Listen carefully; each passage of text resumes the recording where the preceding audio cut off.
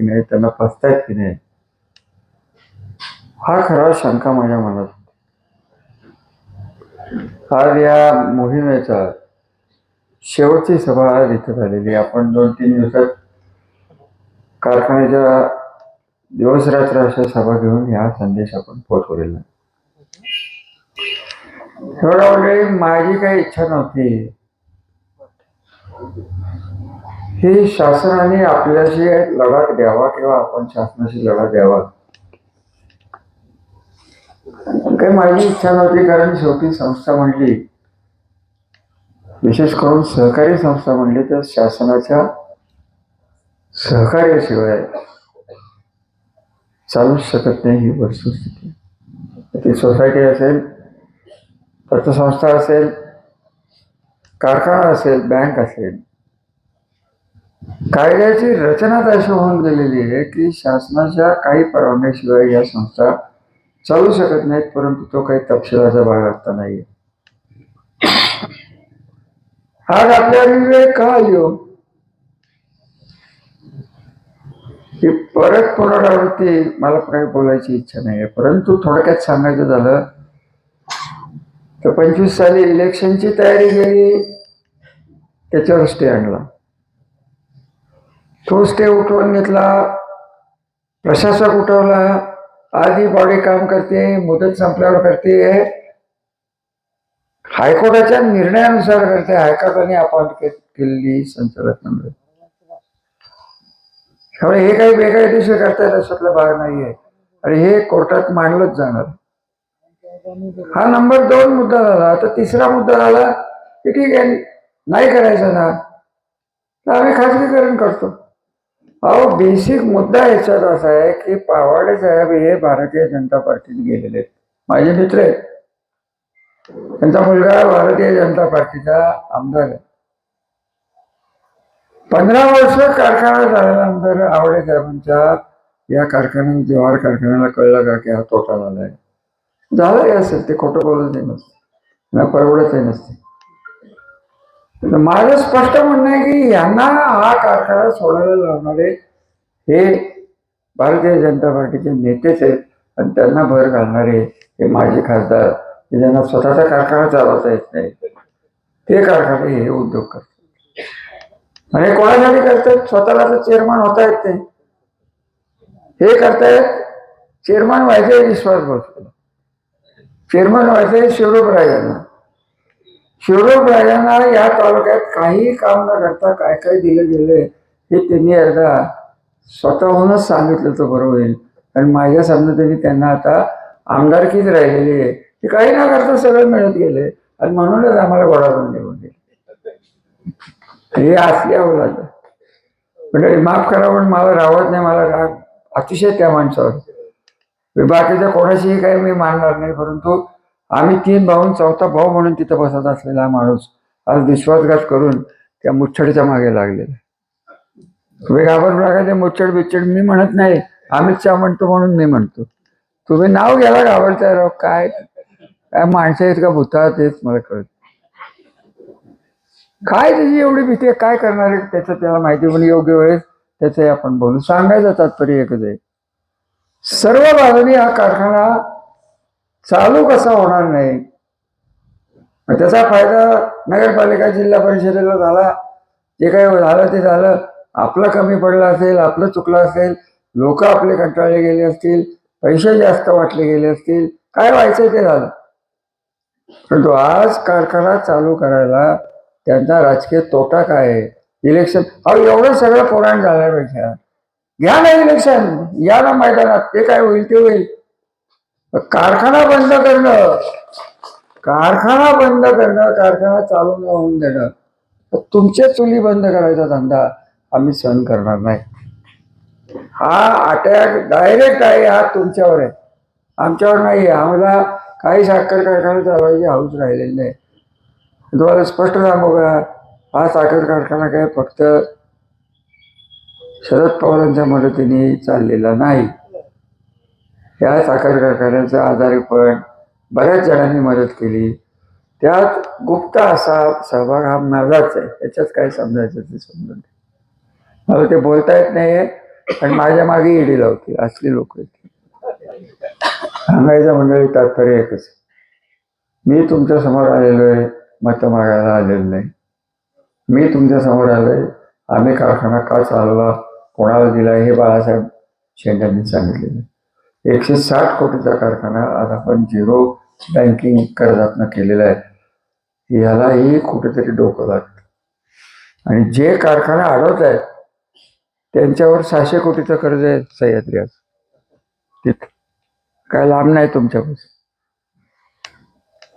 त्यांनी पहिली डेअरी काढली, त्याच्यावर 400 कोटीचं कर्ज होतं. ती परवा त्याचा लिलाव झाला NCLTत, तारू साहेबांनी घेतलं असं कळतं. या मंडळींना कारखाना चालवायचा आहे ना. माझं पहिलं म्हणणं आहे की यांनी 7-7 कोटी रुपये द्यावे. कोणी शिवरायांनी द्यावेत 7 कोटी रुपये. विश्वास भोसलेला चेअरमन व्हायचे, त्यांनी द्यावे 7 कोटी रुपये.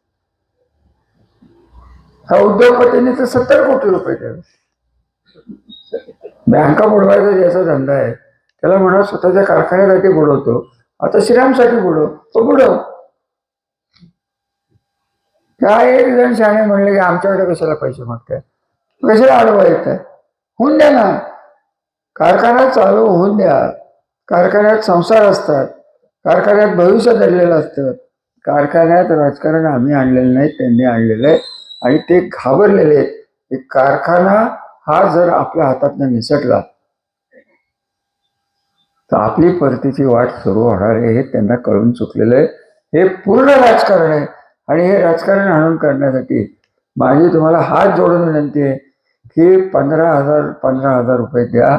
कोणाला जास्त घ्यायचे असले तर 75,000 रुपये द्या, परंतु द्या. हा माझा अपमान नाहीये कारखाना बंद होणं. हा पलटण तालुक्याचा अख्खा आज शेतकऱ्यांच्या अस्मितेचा कारखाना आहे. अपमान. कारखाना सुरू कसा झाला हे तरुण पिढीला माहिती आहे का? आमच्या घराने चांदी विकून कारखाने सुरू केले, आम्ही जमिनी दिल्यात. हनुमंतराव पवारांच्या वडिलांनी पैसे टाकलेत, विजयराव बोरावकेच्या वडिलांनी पैसे टाकलेले. आणि या गावचे सुपुत्र चिमणराव कदमांनी या कारखान्याच्या प्रत्येक इलेक्शनमध्ये ज्याचा साक्षीदार मी आहे, ते शिवाजीराजांच्या बरोबर खांद्याला खांद्या लावून काम केलेलं आहे. हे असे कारखाने टिकले. राजकारणाच्या वेळेस राजकारण, समाजकारणाच्या वेळेस समाजकारण, आणि कारखान्याच्या वेळेस कारखाना आणि शेतकऱ्यांचं भलं. शेतकरी भले तर आपण भले, हा विचार करून या संस्कृती या तालुक्यात जी लागली होती ती नष्ट केली गेली. काही ठेवलं नाही त्यांनी. प्रत्येक ह्याच्यात राजकारण, प्रत्येक ह्याच्यात राजकारण. मला पाहिजे, सगळं पाहिजे, काही न करता पाहिजे. देवेंद्र साहेबांसारख्या एका सच्छील माणसाला, बुद्धिमान माणसाला या माणसाने काय जादू टाकली आहे ते काय मला कळत नाही. आणि त्या माणसाला मी चांगला ओळखतो, माझे त्यांचे संबंध अत्यंत चांगले. ते संबंध व्यक्तिगत आहेत. त्यांना मला त्यांच्या कामाबद्दल लेजिस्लेटिव्ह वर्क ज्याला म्हणतो विधानसभेत 99 पासून त्यांनी काम केले ते मला माहिती आहे. मी सभापती असल्यामुळे त्या कामाचं महत्त्व मला माहिती आहे. त्यांच्या बुद्धिमत्ते, चातुर्य, राजकारण या सगळ्याच गोष्टी आहेत की या गोष्टीला धरून आमचं तर मत आहे की ते आता स्वतःला त्यांनी भारतीय जनता पार्टीचं एक कार्यकर्ता आणि मंत्री, मुख्यमंत्री म्हणून समजून आहे. त्याचं कारण असं आहे की 30 वर्ष 40 वर्ष राजकारण करताना मला जे जाणवलं आणि ज्याचा कारखान्याशी काडीचा संबंध आहे ते एकच आहे की दिल्लीत महाराष्ट्राचा पंतप्रधान झालेला नाही. झालाय का? शरद पवार नाही, यशवंतराव चव्हाण नाही, विलासराव देशमुख नाहीत. आज एकच म्हणा आहे भारतीय जनता पार्टीचा असतो. हा एकच माणूस आहे या दिल्लीत जाऊ शकतो. काय झालंय की दिल्लीत हिंदी बोलायची वेळ येते. हिंदी बोलायची बोंब येते. मुंबईचे हिंदी आणि उत्तर भारतातले हिंदी लांब फरक. खरं सांगा, इंग्लिश बोलायचे तर न बोललेलंच बरं. आता हे पास झालेत, डिप्लोमा कशात आहे माहिती आहे का तुम्हाला? हाऊस अप्लायन्सेस मेंटेनन्स डिप्लोमा आहे त्याचा. म्हणजे मराठीत सांगायचं, तुमच्या घरात मिक्सर आहे का? मिक्सर कोणाकडे आहे ना? पंखा, इस्त्री, इलेक्ट्रिक केटल, TV, तो नादुरुस्त झाला तर मुच्छडला बोलवा, तो दुरुस्त कर. हे त्याचं शिक्षण आहे. हे त्याचं शिक्षण आहे. अरे मी वाचले, मी का बोलतोय की कपॅसिटीच नाही त्याला. कारखाना कसा चाललाय हे तुम्हाला तरी माहिती आहे का? श्रीराम सहकारी कारखान्याचं रोजचं गळी ते जातं की नाही बाळासाहेब? शरयूचं जात, साखरवाडीचं जात, किती रिकव्हरी आहे. कृती क्रशन यांचं एकदाही क्रशिंग दाखवलेलं नाही. का दाखवलेलं नाही? किती रिकव्हरी दाखवलं नाही, किती भाव दिला माहित नाही. नुसतंच म्हणायचं 1 रुपया श्रीरामपेक्षा आम्ही 1 रुपया जास्त देऊ, फक्त कधी देऊ? आम्ही 1 वर्षानंतर देऊ. काय त्याचा उपयोग काय ते 1 वर्षानंतर? अरे अशी लोक जेव्हा सत्तेचा आधार घेऊन मुख्यमंत्र्यांसारख्या माणसाला जर गंडवून, सगळ्यात मला खर झाला की विश्वास भोसले म्हणाले की रामराजेंनी कोर्टाला गंडवलं. मी त्यांनी वकील दिला सह्याद्री बाळा, तुम्हाला माहित नाही, साखरे नावाचा वकील आहे, सुप्रीम कोर्टाला नंबर 1 वकील आहे. तो त्यांच्या बाजूने आला, तोंड मिटून बंद होता, कारण त्याला उत्तर द्यायलाच चान्स नव्हता. संधी तर पाहिजे ना. ते साखरे काय देवेंद्रांनी सांगितलं म्हणूनच आले, नाही ते कशाला येतात बॉम्बे हायकोर्टाला, म्हणजे कोल्हापूर हायकोर्ट. अहो काय वाटेल ते बोलतो तो विश्वास. आणि ह्यांच्या हातात जर तुम्हाला कारखाना द्यायचा असेल तर मला काही इलाज चालणार नाही. तर कारण सरळ असं आहे, अगदी थोडक्यात सांगायचं झालं, ही माणसं पूर्णपणे नालायक माणसं. नालायक कशाच्या दृष्टीने येते? त्यांना जय पराजय हा राजकारणात होत असतो, पण तो कारखाना चालवण्याची बुद्धिमत्ता, कौशल्य आणि सर्वसामान्य माणसाच्या दृष्टीने हा कारखाना चालणं, त्याच्यात कुठलाही राजकीय किंवा वैयक्तिक स्वार्थ न ठेवता ही मंडळी काम करू शकत नाहीत. ही मंडळी काम करू शकत नाहीत. शिवराम राजांनी काळेश्वरी जिनिंगचं काय केले? साखरवाड आसूला जाऊन बघा, तुम्हीच बघा जाऊन. एवढंच जिनिंग राजाराजांनी काढलं, लेआउट करून विकले बेकायदेशीर. विश्वास भोसलेंनी तर काहीच केलेलं नाही, फक्त बायकाच पळवतो. ते दुसरा धंदाच नाही त्याचा. ह्या महाराजांच्या बद्दल तर काय बोलावं. अहो हे असं आहे की हा माणूस स्वतःला जर म्हणून घेत असेल की भारतीय जनता पार्टीच्या 542 खासदारात मी सगळ्यात श्रीमंत खासदार आहे, पण दे की 21 कोटी रुपये, काय कोणाचं तुला बिघडतंय वगैरे. हा, त्यांनी बोलून दाखवलं ना मागच्या इलेक्शनला, ऐकलं, आठवलं ना तुम्हाला? ॲफिडेव्हिट मध्ये त्यांनी सांगितलं. दुसरं काय त्याचं स्टेटमेंट? मोदी साहेबांच्या पेक्षा जास्त विकास मी केलाय. अहो सगळे बोलला, तुम्ही टाळ्या मारताय आणि समोरनं आल्यावर घाबरून तिकडनं जात. काय तुमच्यात तरी दम राहिलाय? अनिल काका, याच्यासाठी आपण नाही केले. मी जी पिढी तयार केली आहे कार्यकर्त्याची, हे खरं सांगू का तुम्हाला, शिवराव कदमांनी जे कार्यकर्ते तयार केले होते तसे कार्यकर्ते कुठेच झाले नाहीत. आम्हाला तर अजिबात जमले नाही.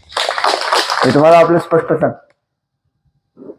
हाडाचे कार्यकर्ते, कष्टाने कार्यकर्ते, आता गाड्या पाठवून बोलवायला लागते कार्यकर्त्याला. जुने इथं कोण गिरवे जे असतील त्यांना चिमटवाणी कधी गाडी दिली असं मला तर आठवण नाही. बापूराव बसले,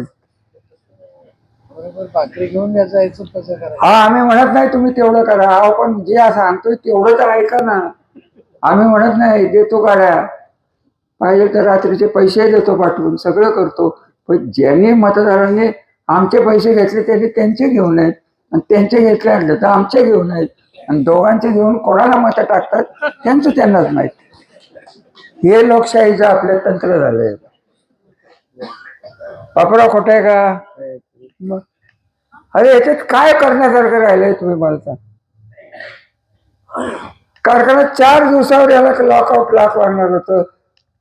गाडगे साहेबांना आणलं, 25 कोटी विकून टाकले, जमिनी विकल्या.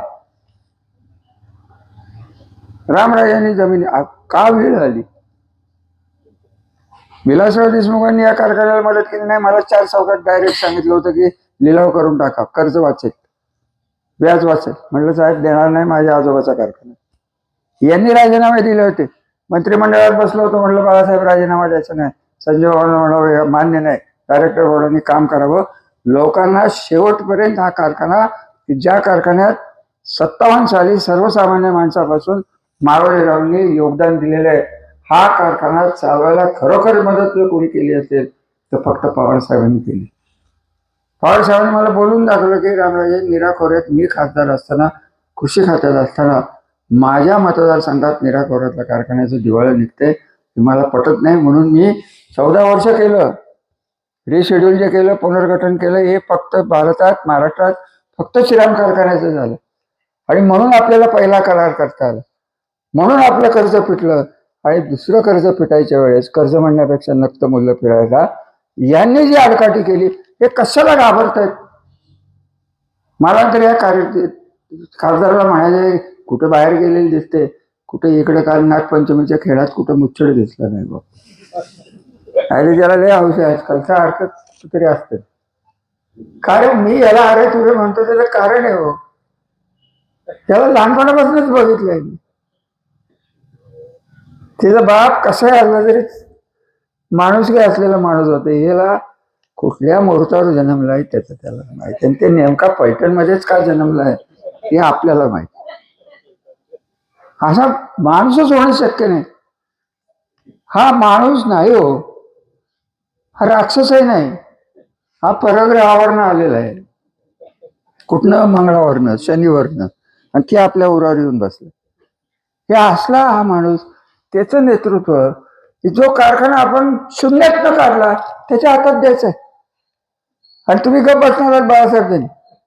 तर तुम्ही मला आज स्पष्ट सांगा की रामराजे तुम्ही आमच्या नादाला लागू नका, आम्हाला खासदार आवडतो, त्याच्या मिशा आम्हाला पटतात, तो देखणाय 2 गाड्या घेऊन पोलीस घेऊन फिरतो, कारण तो प्रख्यात गुंड असल्यामुळे अजून त्याला कोण काही हात लावत नाही, तरी सरकारी खर्चाने 2 गाड्या घेऊन फिरतो. काय ऐट आहे, ऐट आहे. त्याला धरायला पाहिजे, विचारायला पाहिजे की हे का करतोय. ते राहिलं बाजूला, मला तुम्ही विचारताय रामराजे मार्ग काढा. आज सकाळी एक सांडा उठला, कुठं कापशीला का काल साखरवाडी, काय काळजी करू नका म्हणाला. 30 तारखेपर्यंत रामराजे त्यांची जादू चालवणार. म्हणजे काय, रामराजे खिशातनं पैसे टाकणार, ही जादू आहे. बोला की नाही बाळासाहेब?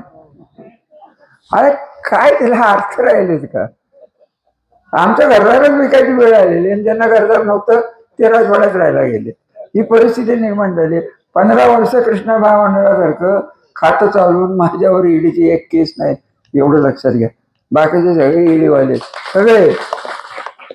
आणि चुकून जर सत्ता बदल झाला तर पहिला ईडीत हात जाणार. त्याने ते पेरलंय ना, ईडी सीडी पिढी मोका डोका पोका MPID अजून काय काय, त्याच्यामुळेच मला कायदा माहीत झाला बा. हा एक कसली विचित्र माणसं, त्यांच्या हातात कारखाना देतात का? सुवर्ण संधी आलेली आहे, संकटात नेहमी संधी असते. काय संधी आहे? 17 कोटी गोळा होतात का नाही एवढं मला सांगा. सगळ्यांनी मनावर घेतलं तर अवचित होईल की नाही एवढं सांगा. आम्हाला अडचण काय, माझा विश्वास आहे तुमच्यावर. तुमच्यापर्यंत हा मेसेज गेलाय की कारखाना वाचला नाही तर माळेगावचा गुलाम व्हायला लागेल. उपळ्यात जायची तयारी आहे का कोणाची? एकाने हात वर करावा की हा कारखाना बंद पडून द्या, आम्ही उपळव्याला टाकू. हो म्हणाल का? म्हणा की एकदा हो म्हणा. 13 नंबर खोली बघून या. 13 नंबर खोली काय चीज आहे बघून या. हा मग जाऊन ये ना बाबा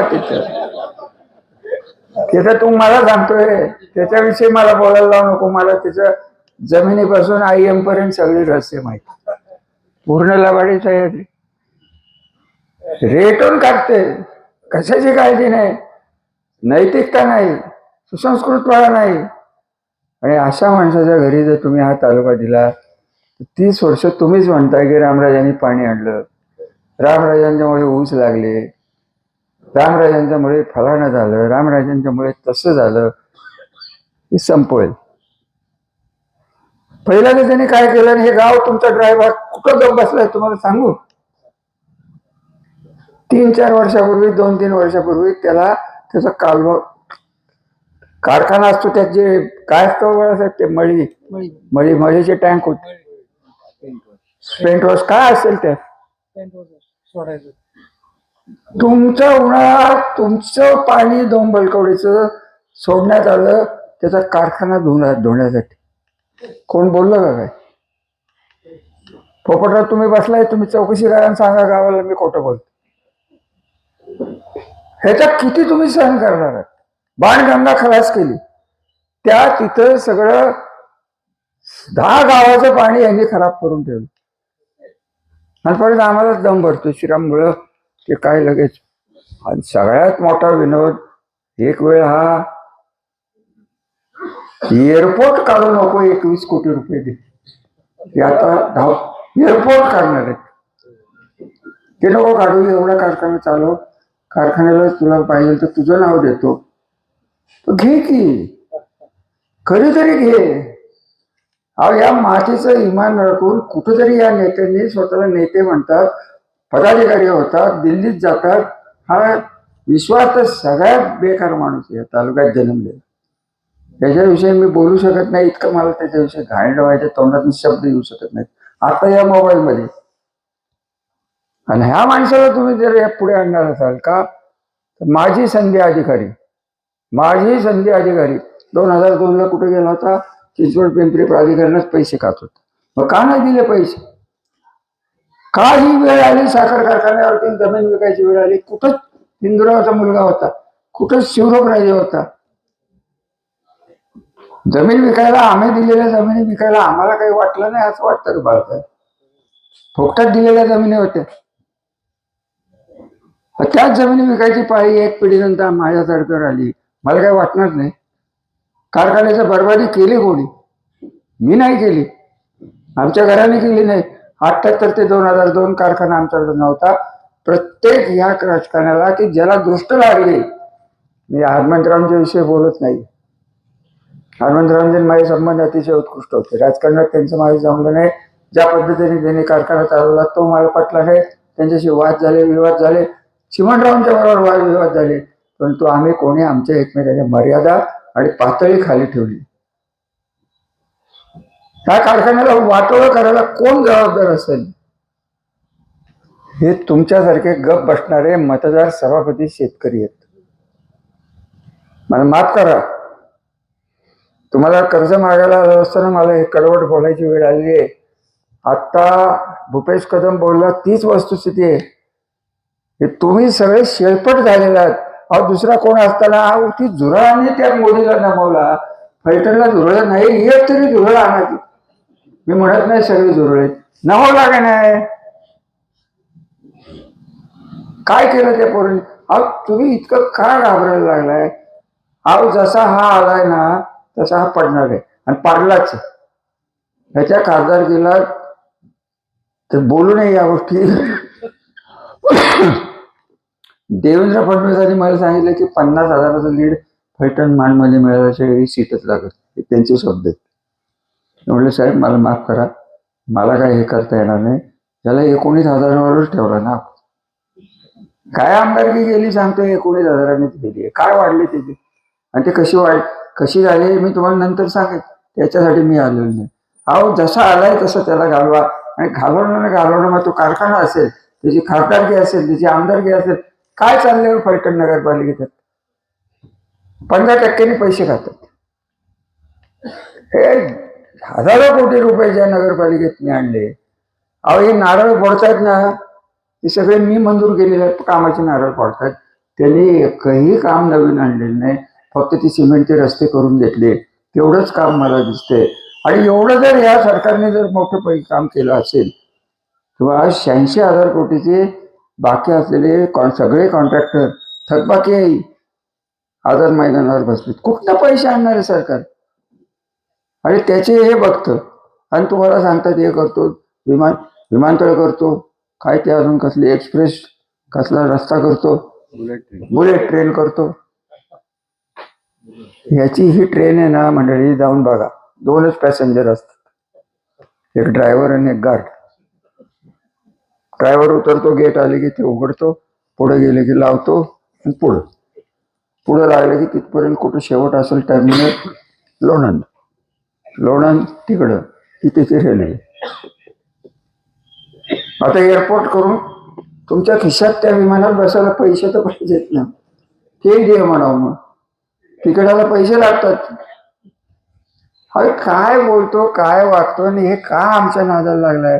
माझं तर स्पष्ट म्हणणं आहे की श्रीराम सहकारी साखर कारखाना वाचवायचा असेल ते आता माझी मात्रा काही चालणार नाही. हे सगळं तुमच्यावर अवलंबून होऊन या मोहिमेतली शेवटची सभा सांगून निघालेली आहे. मला कुठल्याही परिस्थितीत 30 ऑगस्टपर्यंत तुम्हाला काय करायचं ते करा. पूर्वीच्या पिढीने दागिने विकून हा कारखाना चालू केला, एवढं लक्षात घ्या. बागायतदारांनी दागिने गहाण ठेवून हा कारखाना चालू झालेला आहे. मी तुम्हाला म्हणणार नाही की तुम्ही दागिने गहाण ठेवा. बँकेने सोय केलेली ना. तुमची मनस्थितीच नसेल द्यायची तर आपलं मला हातवर करून सांगा की रामराजे आलाय, चांगलं भाषण केलंय, चांगलं बोलला, वा बाहेर. मला नाकारणं हे स्वतःच्या मुलाचं. माळेगावचे गुलाम व्हाल. हा कारखाना जिवंत आहे तोपर्यंत माळेगावचे गुलाम व्हाल, शरयू कारखान्याचे गुलाम व्हाल. आणि ह्यांच्याकडे तर जाण्याचा प्रश्नच येत नाही. त्यांच्याकडे गेला तर मार खाऊन परत या. आणि हा कारखाना एकमेव 2 कारखाने फक्त तुमचा विश्वासाला पात्र आहेत. एक श्रीदत्त, जाऊन बघा साखरवाडी, 7 वर्षात 15,000 टनावर नेले. 15,000 टन, 2,500 टनावरनं रोज. आता यावेळेस 15,000 टन करेल. का? धंदा केला, राजकारण केलं नाही त्या मंडळींनी. इथं काय चाललंय आता? जवाहर कारखान्याने जरी सोडलं तरी 2,500 5,000वर नेलंच ना. तुम्ही तोडीची आता काळजी करू नका. तोडी करायला 15 आणि 5 20,000 टन हा कारखाना चालू झाला तर आपल्या अखत्यारीत येणारे 20,000 टन त्यात तुम्हाला तोडणं मिळालं झालंय काय? सगळं तोड मिळते. आणि त्याची खरी चूक ही माझी आहे. प्रामाणिकपणे मला कबूल करायला पाहिजे. पाणी आणलं, पाणी घेतलं, सगळं केलं, सगळ्या भानगडी केल्या, परंतु ऊस लागल्यानंतर ऊसाचं गाळप केल्याशिवाय शेतकऱ्याच्या अकाउंटवर पैसे जात नाहीत. चांगले कारखाना काढावा हे माझ्या टाळक्यात झालं नाही. आणि त्यामुळे हा सगळा घोटाळा झालेला. ही वस्तुस्थिती मीच मान्य करतो बाळा की जेव्हा पाणी येणार होतं तेव्हाच कारखाना जर नीट केला असता तर ही आज तुमच्या आमच्यावर वेळ आली नसती. 2,500चे कारखाने 2,500, प्रल्हाद पाटील 2,500, श्रीराम 2,500, जरंडेश्वर 20,000, 5,000च्या खाली कारखाना नाही. या उपयोगाचं स्वराज्य 6,000. किती गळतो माहित नाही, परंतु 6,000ची कपाशी.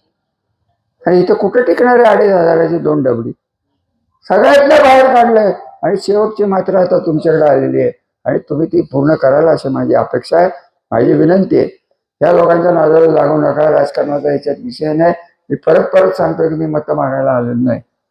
मी तुमच्या मुलाबाळांचं पुढचं संरक्षण आणि माझ्या आई वडिलांनी माझ्या आजोबांनी केलेल्या त्यातनं निर्माण झालेली ही वास्तू ही जर आपल्याला या पिढीत तुमच्या सहकार्याने टिकवता आली नाही तर काही अर्थ नाही.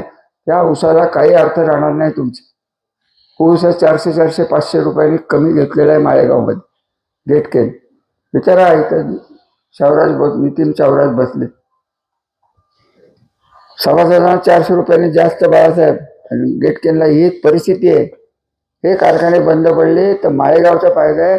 उपळव्याने तर चमत्कार. उपळव्याशिवाय तुम्हाला पर्यायच राहत नाही. श्रीराम बंद पडला. अहो आता तर जाणारच नाही बाळासाहेब. शेअर घेतल्याशिवाय साखरवाडीला जाणारे घेऊ नको. ते काय करायचे ते करा. त्याने 1,000 टन ऊस नेतोय म्हातारा. जातो की नाही कुरवली.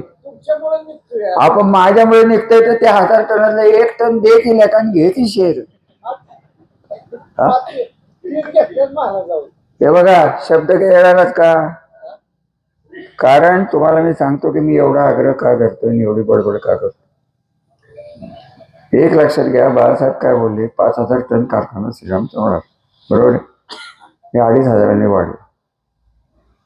साखरवाडी 15,000 होणार, 2,500वरनं 15,000 होणार. ही पूर्व भागातली जुनी गावं आहेत. यांची ऊस उत्पन्न करण्याची क्षमताच राहिलेली नाही. आता इथं नितीन बसलेत. तुम्ही अजून ऊस कुठं लावणार? यांची काय जी जमीन असेल ती सगळीच ऊसाखाली.